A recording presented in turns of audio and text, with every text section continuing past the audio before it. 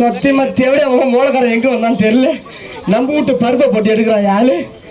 ஏ பாப்பா பெரியப்பா மோள என்னடா எவ்வளவு காரியமே போடுறான் அவன் மூஞ்சில. எது சார் சார் அது மட்டும் இல்ல நான் கும்பல்லே குசு விடுறாங்க சார். இந்த சவுண்ட் சர்வீஸ் அவன் மைக்கு மட்டும் சவுண்ட் வைக்காத.